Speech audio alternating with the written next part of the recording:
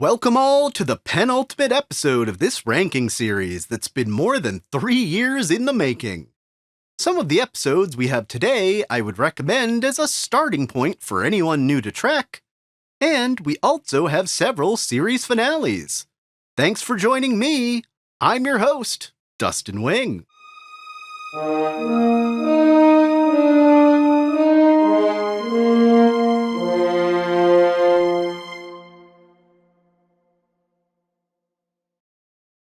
Deciphering your enemy's intentions at 15, Trip and Zokan at Tanagra.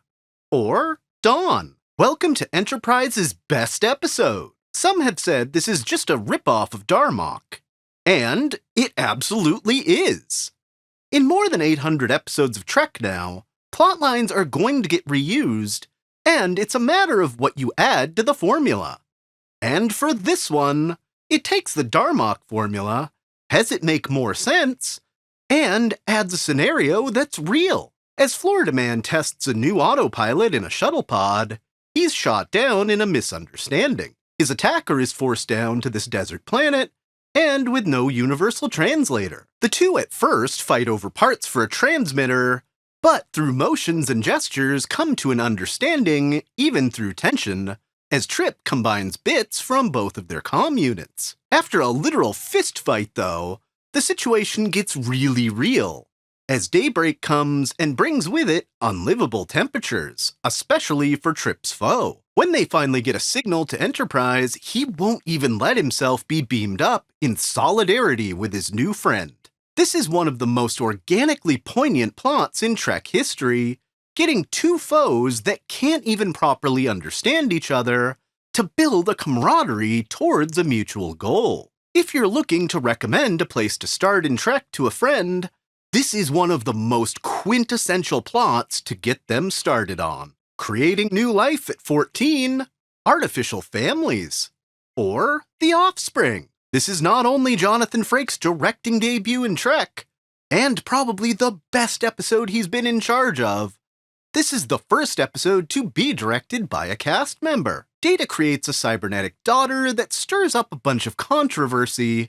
As seen in the previous season, Data's personhood is now settled by the courts, but all other artificial life has their own mountain to climb, including Lal, who gets to choose their appearance and gender, which is an ahead-of-its-time nod to gender identity. Data does a great job of trying to acclimate her to life, but Starfleet Admiral Haftel disagrees.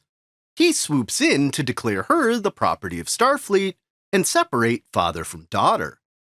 By the end, though, he realizes what a mistake he made when Lal's matrix begins to depolarize, and neither he nor Data can do anything. One of the most tear-inducing moments in all of Trek comes as Data has to say his final goodbyes to his child, though he does download her collective knowledge into himself. The only negative I have about this episode is the typical mismatched music that plagues seasons 2 and 3 of TNG, but is still serviceable. Losing your sense of self at 13, Alcatraz Simulator, or Hard Time. If the last episode wasn't a heartbreaker for you, this one certainly will be. We open the episode with O'Brien not looking so good in an unfamiliar setting. After the opening credits, we find out he's had 20 years of memories pumped into his head, and it's far from the positive experience Picard had programmed into him. For asking one too many questions on a secretive planet in the Gamma Quadrant,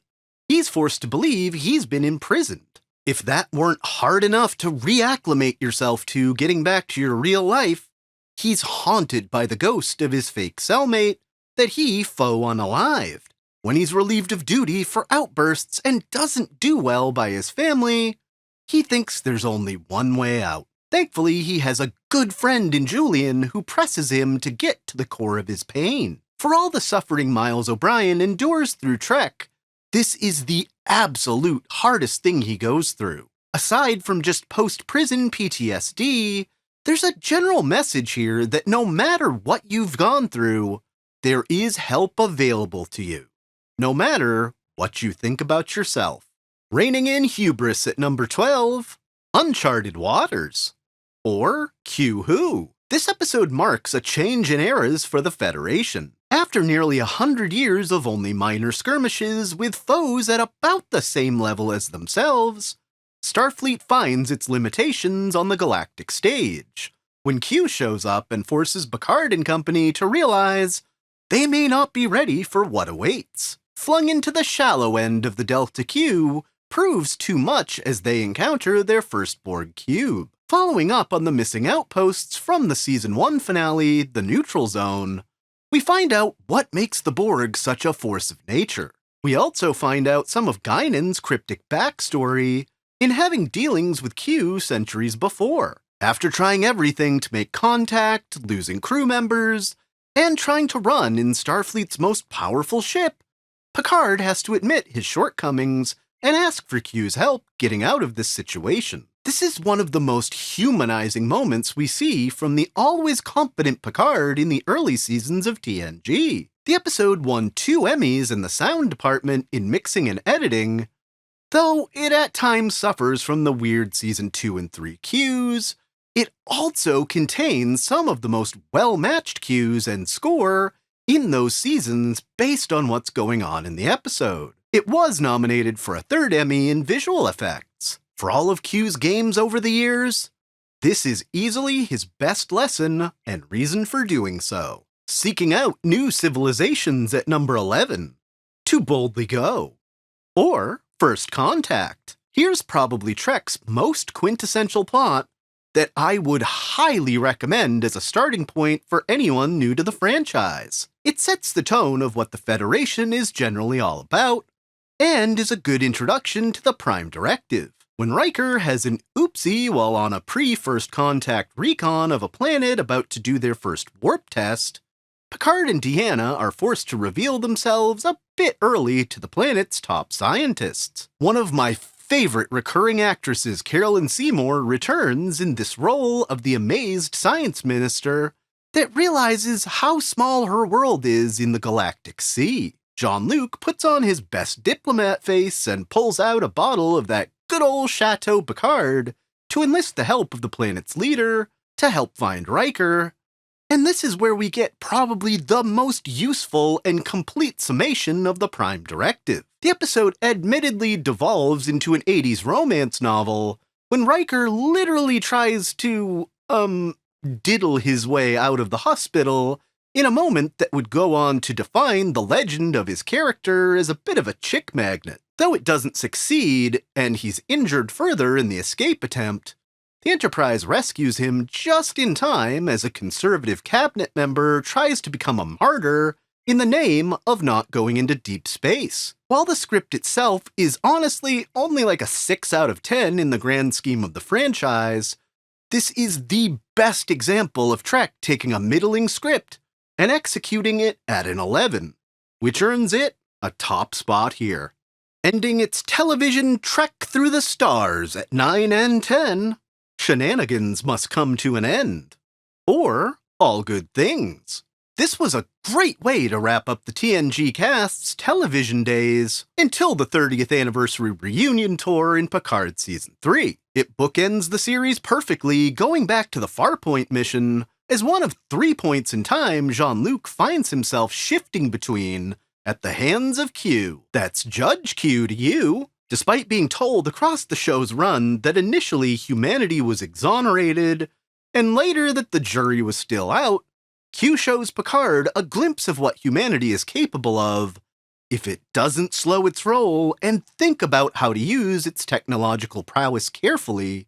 They might end up ending all life in the galaxy through nothing more than the exploration they do in general peace. Q's alternate vision of the future even comes close to a few things we know come to pass during the 3 seasons of Picard, including the names of Geordi's kids, Jean-Luc retiring to the vineyard, taking on the wine business after the loss of his brother's family, and the Irremotic syndrome that will eventually do him in. Though Worf and Deanna have it far better in the Prime timeline. It was nice to come back to recurring Romulan foil Commander Tomahawk, and see one of a very few recurring admirals from across the series in Nakamura. It was also beautiful to see Denise Crosby as Tasha Yar, as a way to close out her character in a more satisfying way. What's also satisfying is the look at the D in McKinley Station before the Farpoint mission. That always felt like it was missing from the original pilot. This episode won a well-deserved Hugo Award for dramatic presentation. While tying up a bunch of little plot threads from across the show's run, it also does a good job building a bridge for the cast headed into its movie franchise phase, and provides Picard a chance to become more than just the leader of his crew, as part of a family. Also, the return of Scants, getting off Gilligan's Island at 7 and 8, Shenanigans, or Endgame. Despite this being one of Trek's most streamed episodes of all time, I know some of you are not fans of this one. And if that's the case, cool. Go check out my friend Scott's recent video detailing Voyager's problems, especially with Endgame on his channel, Opinions No One Cares About. Link in the description. For me, though, it definitely holds up with, and is just barely surpassing All Good Things as Trek's best finale. The first time I saw the actual ending, I didn't like it. I thought the crew needed another 5 minutes of touching grass on Earth after 7 years stuck in the Delta Q. But the more times I see DS9's finale, I'm reminded that logical closure points are good, and there's something to be said for always leaving them wanting more. More than that, the stakes aren't just one of Q's hypothetical games, but one of the most important moments for all the races of the galaxy, as Time Shenanigan Janeway finally foils the Borg Queen, and leaves the collective in a state of chaos for at least decades to come. And finally getting Alice Krieg back in the role, who for me was the first and still the best depiction of the Queen to date. It was an amazing way to put a near-final nail in the coffin of the Borg. Where the ending leaves you wanting more, what I realize upon further watches is that our post-closure does exist. You just have to go back to the beginning of the episode to get it, as we see Voyager's homecoming, which is likely similar in the Prime universe. While the crew's fates are quite a bit bleaker than what we know about some, Icheb excluded, I love the sense of family, even with its adopted member, Barclay, that this version of the remaining characters have. They're willing to do anything to help Janeway put right what once went wrong. I find it interesting that both this and TNG's alternate future finales feature the same uniform set, but that wasn't one of the many uniform paths we've seen in Picard, Prodigy, or Lower Decks. Tom's redemption and growth from the first episode completes as the birth of his and B'Elanna's child punctuates the story, and he's not the put his life on the line outcast he started the series as. While Seven's relationship with Chakotay is a bit rushed in the episode,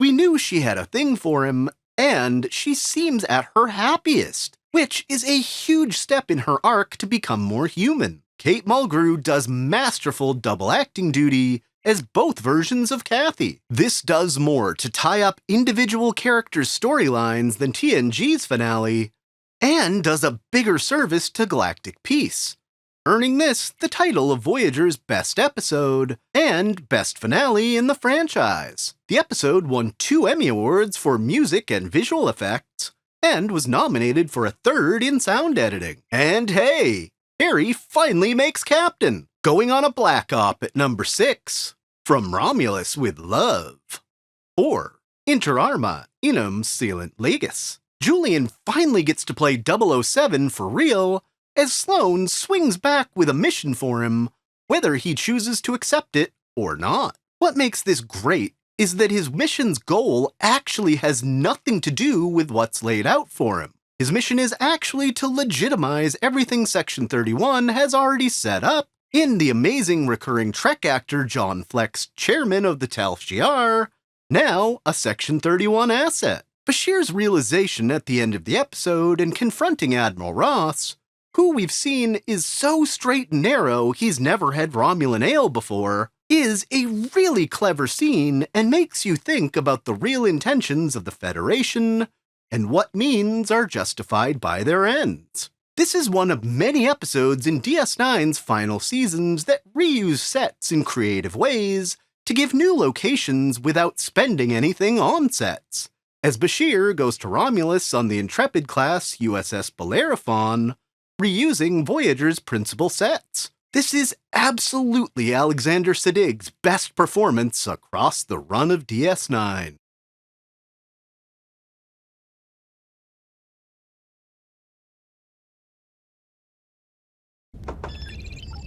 Computer, that program is available. Thanks, Major. Major. Thanks, Major. Major. The captain is not on the ship. Thanks, Major. Captain Picard is in 10 forward. Major. That beverage has not been programmed into the replication system. Thanks, Major. Admiral Riker is in 10 forward. Thanks, Major. Download complete. Thanks, Major. Approaching designated coordinates. Major.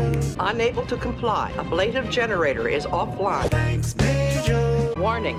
Regeneration cycle incomplete.